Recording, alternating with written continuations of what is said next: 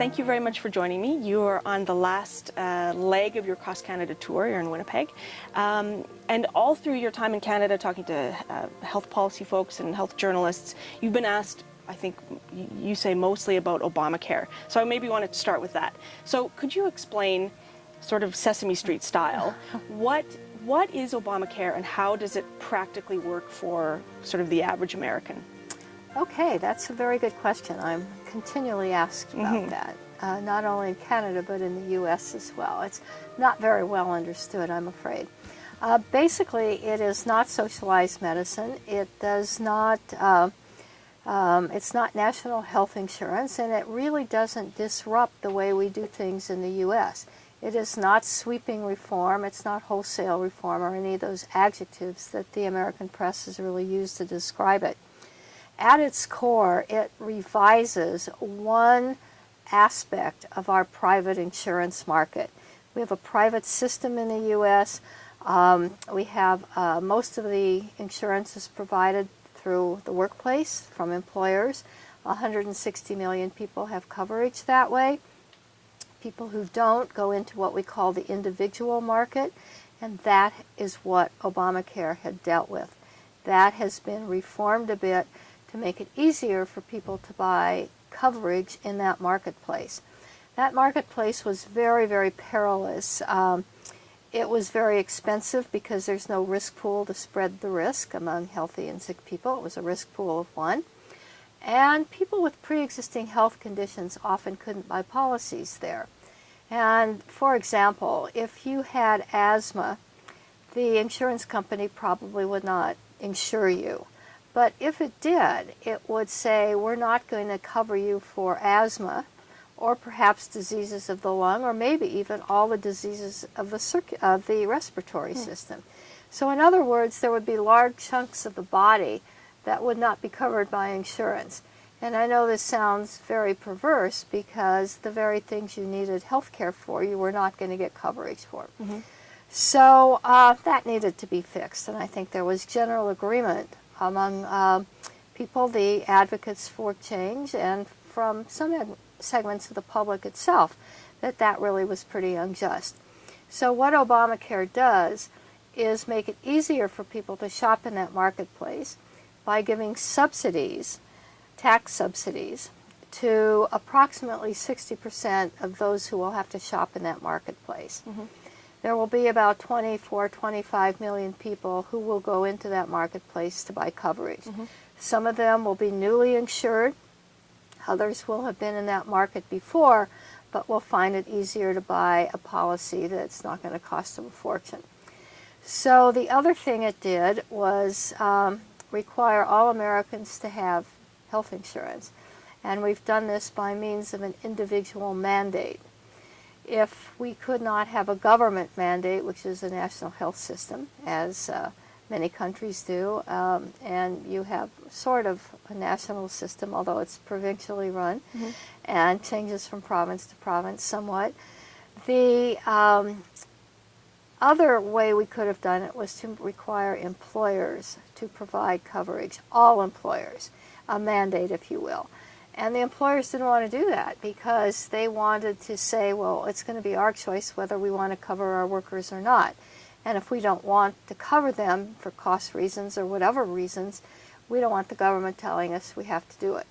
So the only thing left to really expand coverage was this individual mandate.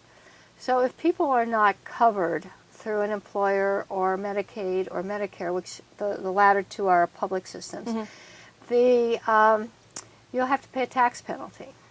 And the penalties right now are quite small, but the fear is that they never really get very large, and they may not be large enough to require people or to encourage people to go into that market and buy like they're supposed to. For whatever reason, the subsidies for some people are not going to be adequate.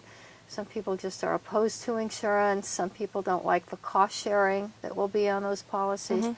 So we don't really know how many people will go into that marketplace. So the marketplace then is the exchanges that everybody is supposed to sign up for now. Okay, so and Obama has just come out and said the sort of the computer systems were kind of a failure, and there's a backup.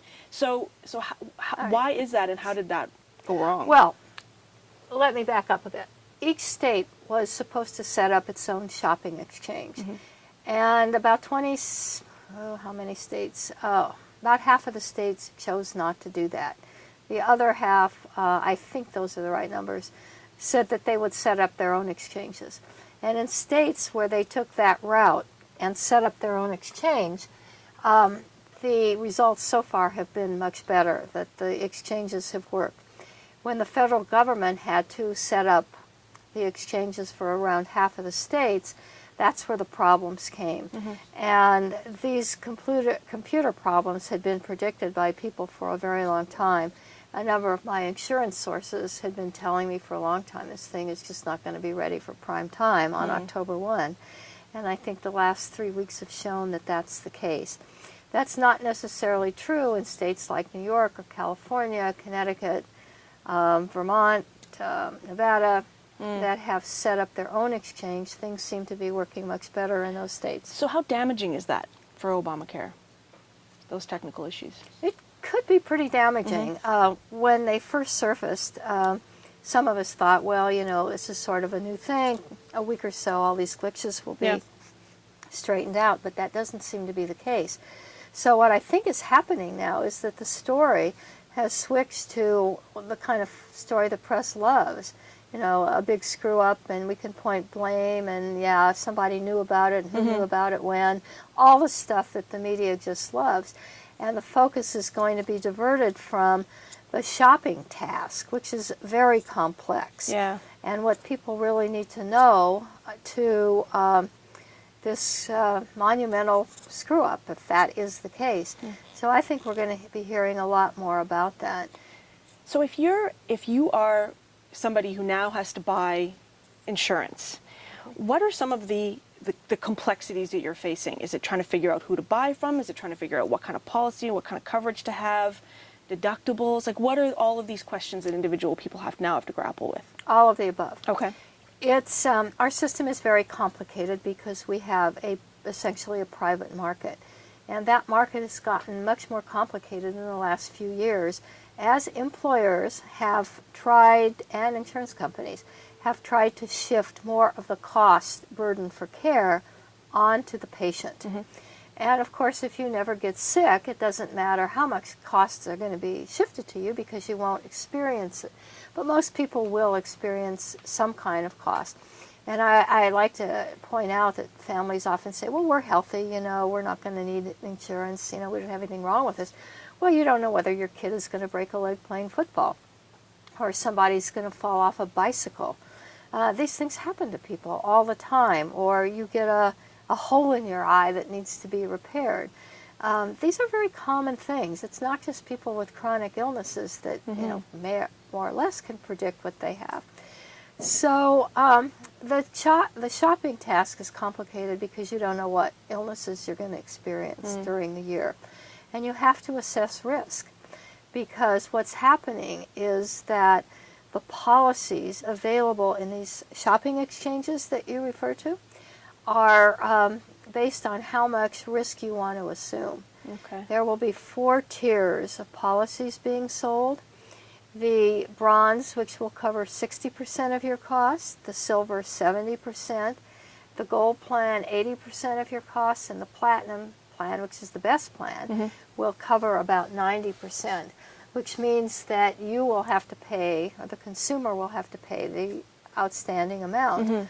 So, you know, covering 50% or 60%, I should say, or 70% or 40% or 30% of the cost of, say, heart surgery. It's going to be huge. It's going to be huge for a family. And I think they don't understand that cost shift that's been going on.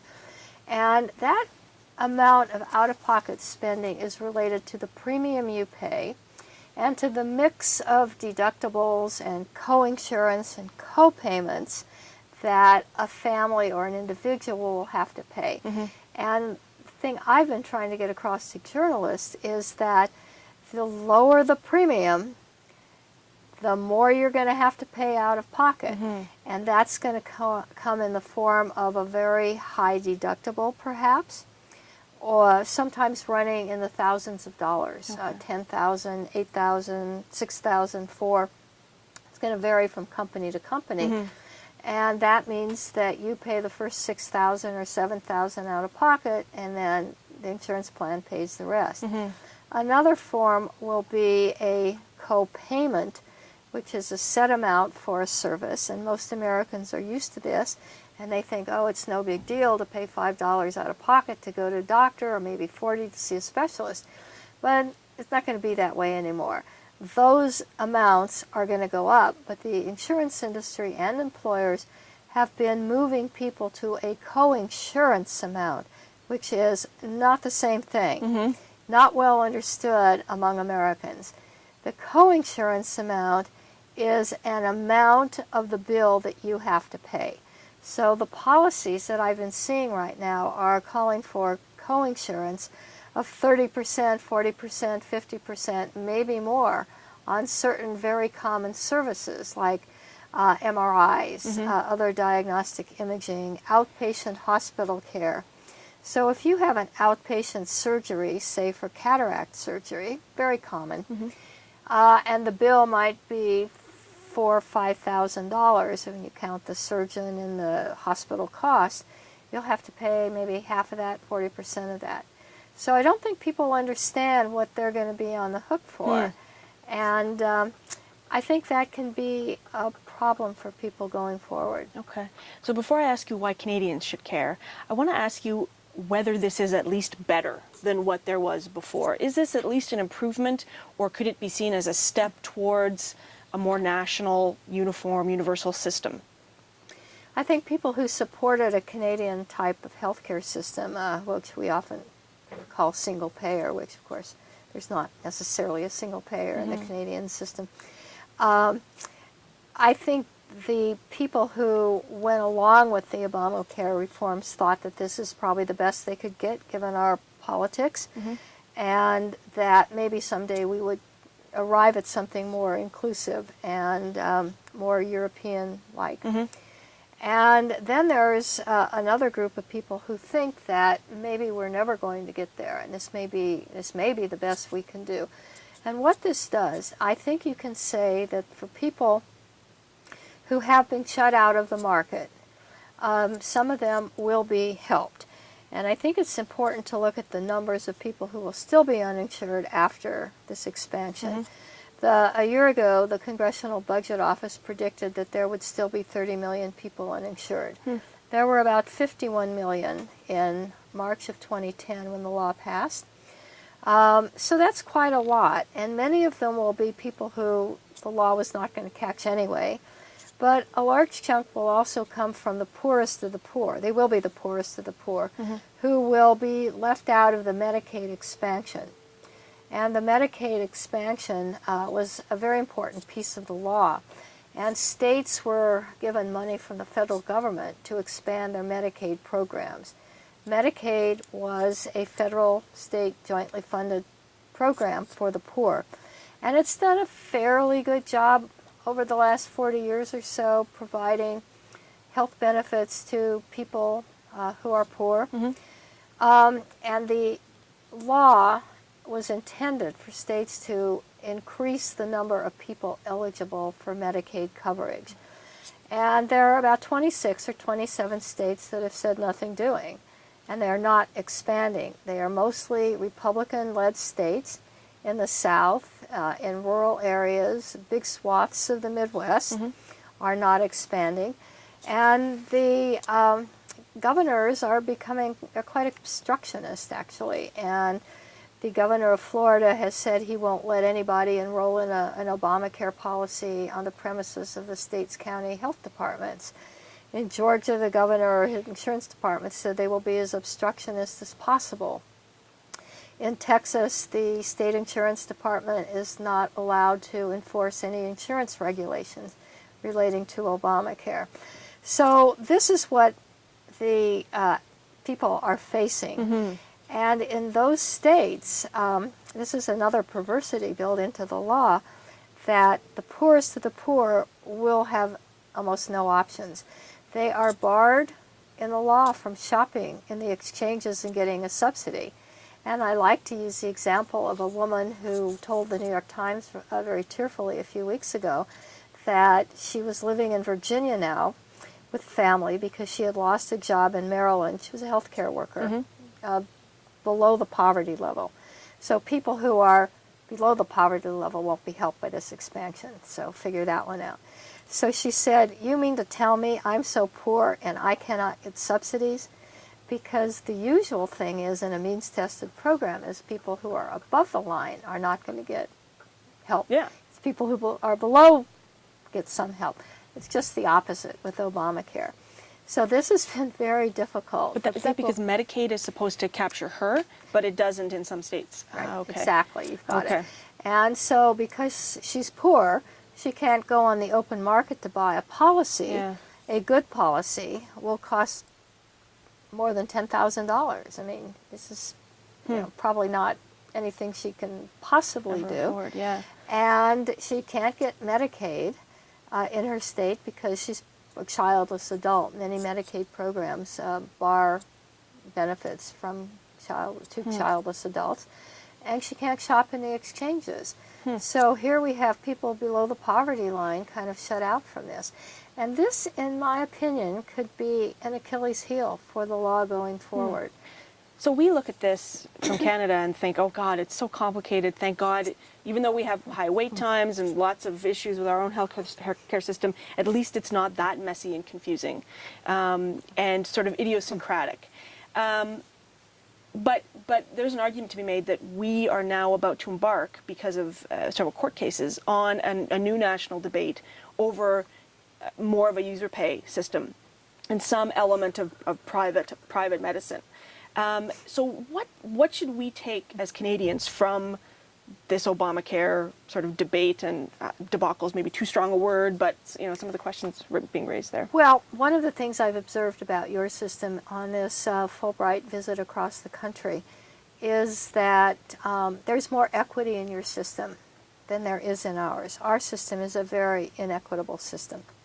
And I believe Obamacare bakes more inequalities into the system through this tiering in the exchanges and these levels of co-insurance that employers are using too. So this phenomenon of making people pay more, you use the term user fee, but it's kind of the same thing, that's happening in the other marketplace as well. And there's a shift in our Medicare program, which is for the elderly, which is a social insurance program like Canada, to try to get more of the elderly to pay more. And, these people generally have the least incomes around. And so there's just this general shift going on to shove everything to the beneficiary of the patient. And in Canada, the equity you have in the system, the way I understand it, even though there are waits and people can jump the queue, that doesn't help all that much, and that people can be waiting equally for a hip replacement or cataract surgery. And Canadians seem very proud of that fact, and that's a very admirable quality, I think.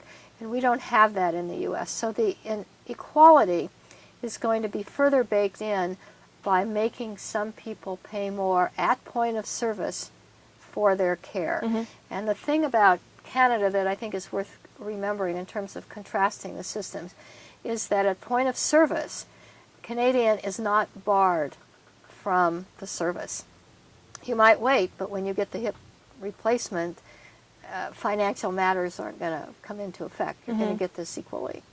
And so in the U.S. system, if you need a hip replacement or cataract surgery and you don't have the money to pay for it because you can't afford this 50% co-insurance or this high deductible, you may not get it. You may choose not to get it. And maybe a practitioner is not going to do it for you because you can't pay the bill. And so this is a very fundamental difference between the two systems, and I think in some ways it's the fundamental difference. And to the extent that you are renewing a debate on user fees in some provinces, in a way, sort of brings the two systems a little bit more into alignment, depending on how that cost shift could occur if the case involving British Columbia is upheld by the federal Supreme Court. Could you envision any system, a hybrid of the two, that could function, preserving equality on the one hand and sort of universal access, but also allowing people who have the means to, you know, to get care quicker, maybe, and the argument always goes thereby freeing up resources for the people that free resources for the people that really need it. Is there a hybrid that can work, or does it have to be one or the other? I think some of the European systems probably have a better mix of the two. The German system seems to work quite well. It's a very low-cost system. People don't complain about getting care. But people who are wealthy can opt out of the system. I think about 10% of people in Germany have opted out. And they can't get back in. And you know, you don't want them flitting in and out of your risk pool, because then they can pick and choose when it's to their benefit to stay in one system or the other. So in that system, people have opted out and they don't get back in. I think there might be a few circumstances in which they can get back in, but you know, they're out of the system. And in the British system, you can pay for private insurance if you want, and it's been explained to me that only about 12% of people in the UK do that. That they believe they're far better off getting their care under the NHS, even though there are some waits in the British system as well. So I think maybe we need to look to some of the European systems for this, the optimal mix of public and private here. And I don't know that either of our two countries has that optimal mix yet, but I think the real difference is that it's okay in America for some people not to get care because they can't afford it. And we don't know, well, we sort of know, the evidence from some of the RAND studies is that some people do not get care when they need it because of these high barriers, high financial barriers. And I think that some of those studies were done when the barriers were much lower, and I don't think we know yet what that's going to mean. So the last thing I wanted to ask you about related to Obamacare is the accountability issue. In Canada, if something goes wrong in the healthcare system, we have a press conference with the health minister, and he or she is answerable. Or you have an inquest into something that's gone wrong. Or there's health boards that you can speak with. There's a level of political accountability in Canada. Your argument is that that doesn't quite exist in the United States, and so tell me a bit about that. Why doesn't Not it? at all. Where do people go if they have a problem? Our system is basically a private system. In your system, you pay taxes for your health insurance system. You pay it provincially, pay federal taxes, and I had a conversation with a Winnipeg cab driver the other night, asked him about what his thoughts are about the system up here. And he says, well, it's free. I like it. Why wouldn't anybody like it? And I said, but you do pay taxes for it, so it's not free. And he says, we pay taxes for everything. This doesn't bother me. It shouldn't bother us. It's like the GST. If I worried about that, I would never buy anything in the store. And I thought that was a very interesting Canadian perspective on the whole tax issue.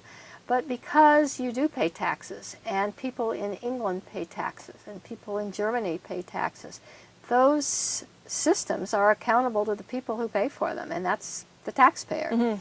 In our system, where we don't really want to pay taxes very much for health care, we don't do that very well, who do we go to? You can't go to Blue Cross or Aetna or Humana, some of the big insurance companies, because they're not accountable to the people. They're accountable to their shareholders. They're profit-making businesses. They have to turn a profit. I was once in the offices of California Blue Cross. I think they'd become WellPoint by this time. And WellPoint, Humana, these names. Yes, right. I was totally struck by the fact they had a stock ticker in the CEO's office and one right outside his door. And that was the only thing he kept focusing on during my interview with this guy. And so it was pretty clear that they have to watch every movement of the stock market. And that is factored into the premiums that they charge, into their marketing, into their quest for what they call new cases, which are in the employer market. They call each employer a case, and they want to keep getting these because that's how they make money. So that's who these insurance companies are accountable to. They are not accountable to the public. So then we have to think about employers. On some level, I guess they're accountable to their workers because they're paying the bill.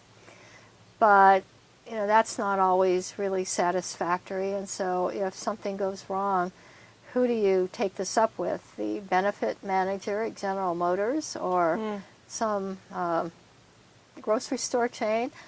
I mean, I suppose people do that. There, of course, is the federal apparatus, which is kind of loose, the Secretary of Health and Human Services. I was wondering about that. I guess some people can complain to her, and she gets lots of complaints all the time, I'm sure. And you can write a letter to the president, and sometimes he uses them in his PR campaigns for Obamacare. But there's no one that really, except for the state insurance department, because we regulate insurance on the state level, that you can really try to address your problem with. And the consumer affairs departments, I ask, my husband once worked very long for the New York City Department of Consumer Affairs, and I says, well, what if you get a consumer complaint about a health problem? Not our department. So I said, well, where does somebody go? He says, I guess the health department, or maybe the insurance department. And the track record of these other departments in resolving problems is not great. So there's really no accountability to the patient in these systems, despite the lip service that many organizations give. And we've heard a lot about this. A lot of these HMO groups say, well, we've got to be accountable to our patients. But they're all for-profit organizations now, and they're accountable to shareholders. So I want to switch gears a little bit and ask you a bit about a very charged issue in the United States and in Canada, race in healthcare. In Winnipeg, and it's become a bit of a national issue, we're in the midst of an inquest into an Aboriginal man who died in an ER after 34 hours wait, and he was essentially ignored. And this has raised all sorts of issues of, stereotypes and assumptions and fundamentally racism in frontline healthcare. And I suspect there's parallels in some ways to African Americans in their healthcare in the United States. Do you see any parallels in that, knowing sort of the basics of the Brian Sinclair case in Winnipeg? When you described what happened to Mr. Sinclair, I was reminded of a series that the Los Angeles Times did in 2004 about the King Drew Medical Center in central LA.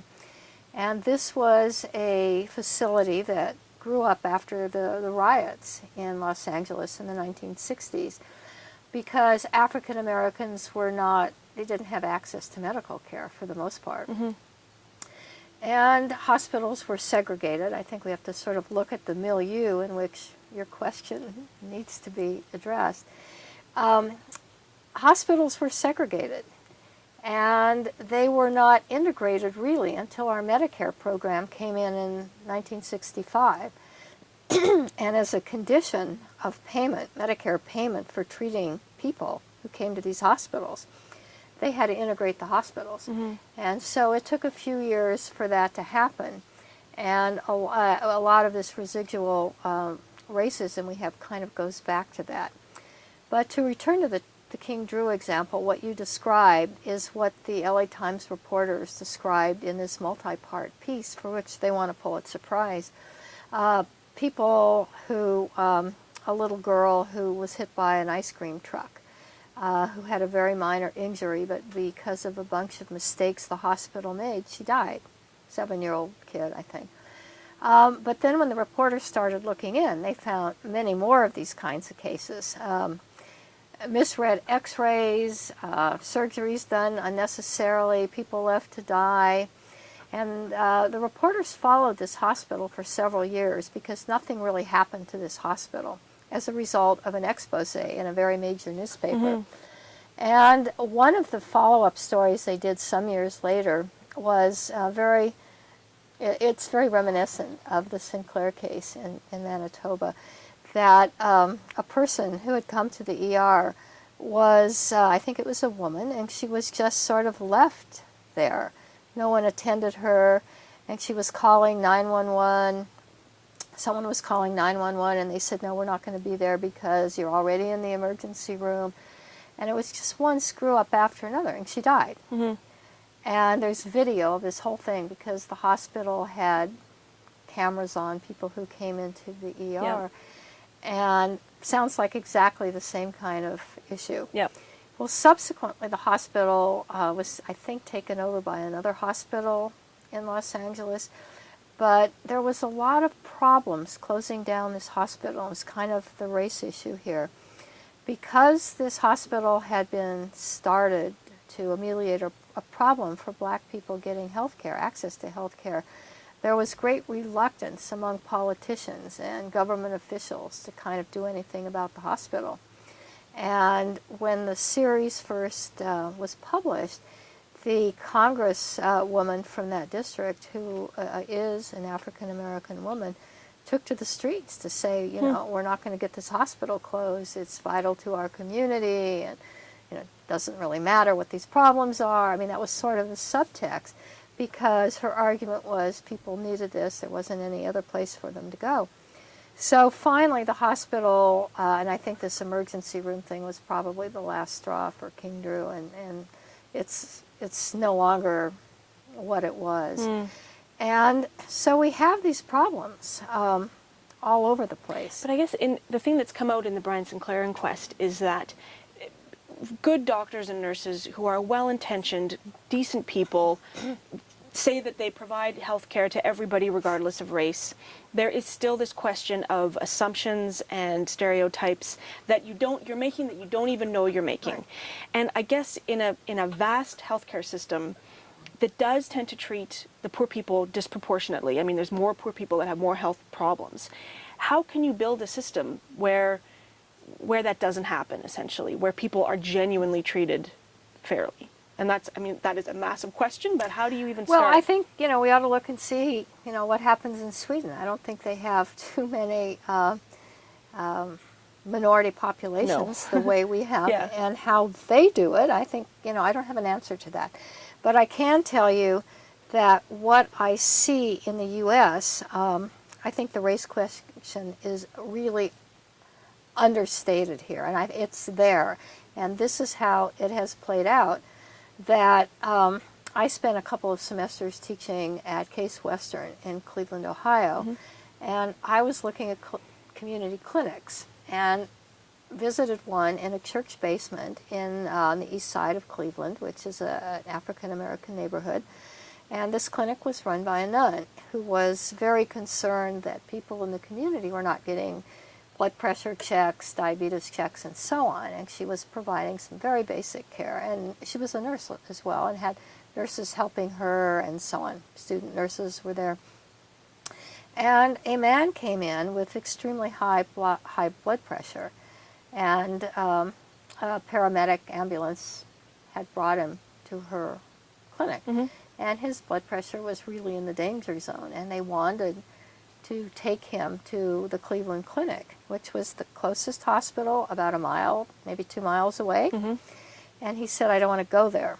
He needed to go to an emergency room, but he didn't want to go, and he refused to go.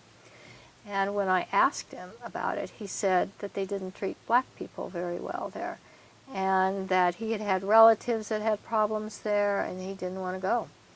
And I had heard that over and over again during my stay in Cleveland, that some people didn't want to go to those hospitals because of the way they were treated or had relatives that were treated. And I think that may go back to this latent racism that's there. And then I also want to point out a question about the Medicaid problem in the U.S. Medicaid covers poor people, and the program has worked relatively well. But it hasn't worked perfectly, and its payment to physicians is much lower than doctors can get by taking a patient privately insured, commercially insured, or even from Medicare, although they complain all the time that Medicare doesn't pay them enough. So they decline services to people who may be African American or Hispanic. Like outright decline. Like, how do you decline service to They somebody? They just, you know, they always ask, what's your insurance payment? And if they say Medicaid, you know, you may not get an appointment. It's as simple as that. They always ask me what insurance I have. And I have Medicare. And when I say I'm covered by Medicare, I just hold my breath that they will take Medicare patients, because in New York City now they're not doing that. The doctors are saying that they don't get enough money from Medicare. And you can be, you know, white or African American or Hispanic. You will, if you're above 65, you're going to run into that problem. But on the Medicaid side, the dentists in particular in the U.S. don't want to treat Medicaid patients, and this means the children covered under Medicaid are not getting dental services. And there's a lot of African Americans and Hispanic people on Medicaid, and they're kind of shut out of some services. And a dentist once said to me, I can run my practice the way I want, and I don't want any of those patients in my practice because I want a certain income and I'm not going to get it from Medicaid. So that's sort of how the inequities are built in and how there are financial barriers to care. I think they may be more pronounced in some communities, African American communities, and I'm concerned that in the states that are not expanding Medicaid, as I've explained, that a number of the people who will not get those services will be African American or Hispanic in those southern tier of states. And one can argue, I've heard this said, I have not looked at it, I don't know whether I have any evidence of this, that what you have is that the Republican states that have refused to expand Medicaid have done it for racial reasons, that there's latent racism among the state legislators that don't want to expand, and why they're refusing federal money, that this may have something to do with racism. And I think in looking at your case, it's kind of interesting to think about the Aboriginal population, and are they really shut out from services? And I think some of the evidence coming from the Manitoba Evidence Network and what researchers are finding there is that people who are Aboriginals are seeing doctors, so at least they're getting into care. But that doesn't mean they are healthier. Because there are all those other factors, like, we like to call the social determinants, that influence how healthy this population is outside of the medical care that they get. Poverty, food, education, all those things. And I think in the States, one of the things that we really haven't grappled with is the social determinants. At an academic meeting, you might hear some people talking about it, and maybe a reporter or two will write about it, but I generally don't hear much about it. On this trip to Canada, I've heard a lot about it. You have. That was my question. Yes. Yes. Where sort of, and this is just becoming an issue, sort of driven by data to some degree, is this idea that poverty is one of the single biggest determinants of health. So is this even an issue among doctors? Are they looking at the poverty levels of those doctors who do treat poor people? Are they looking at that as fundamentally a health issue in the States yet? No. Okay. I have learned on this trip, and I have interviewed Gary Block, who is a physician in Toronto at St. Michael's Hospital, that he is working with Evidence Network on a poverty tool, treating poverty as a disease that has to be dealt with as well as asthma or diabetes or high blood pressure. And I visited with Dr. Block, and he showed me this tool that he has created, and I thought it was really quite wonderful, so I'm going to go back and write about it. I think there will be a lot of interest in the U.S. in this. But it is like treating this patient for income, problems with diet. If people can't get an adequate diet, how can we expect them to manage diabetes or prevent obesity or some of those issues? So I thought this tool that he's developing was quite interesting, and I have not seen anything like that in the States. So that does, I don't quite know how to get at this question, but if we are in Canada, if we have a universal system where you cannot refuse somebody coverage or treatment because they don't have proper coverage, if we are just beginning to look at poverty as an issue in terms of health, how can the United States ever even start to do that when it's money driven, essentially, when doctors aren't obliged to treat somebody if they're poor? Like, how do you even begin doing the research, seeing if some of those tools work, tackling some of those social determinants if doctors are even unwilling to treat poor people, essentially, and they have that option of not treating poor people? I think that's the question. I think that's the question. And I'm going to post that when I get back. I think you've just stated it brilliantly. I don't know that we will get there. I think there are some foundations in the U.S. that are kind of working at some of these social determinants. Certainly the Robert Wood Johnson Foundation has data that shows that certain counties, they've looked at determinants of alcoholism and smoking and maybe accidents, levels of coverage, and so forth, by state and at the county level. And I've looked at some of that data for the state of Nebraska and finding huge disparities. Really? That a county very close to where I grew up in the western part of the state has really poor health statistics versus a county in northeast Nebraska where they have a different demographic, a different ethnic mix, and much better health statistics. And so as a reporter, I've reported on this, but the question is, what do you do with it beyond that? I can write an interesting story about this, and so can any other reporter, and it's a good story, it's interesting, and the public might say, oh yeah, but maybe they smoke too much in Kimball, Nebraska, or whatever. And but where do you go beyond that? And is the state, in this case, acting on it? Are there going to be interventions?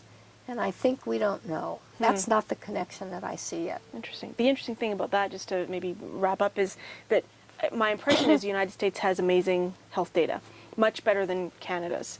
And yet you have great data, but maybe not the system that does anything with it. We have a system that could make changes, but our data is, partly because of privacy issues, our data isn't as good, I think, generally. And so it's kind of, you sort of, each side has sort of the thing the other needs in a way.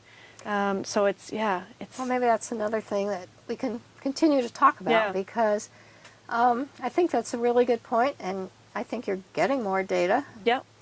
And I think data is really important. The kind of data that we're getting is, well, we're getting data now on hospital quality.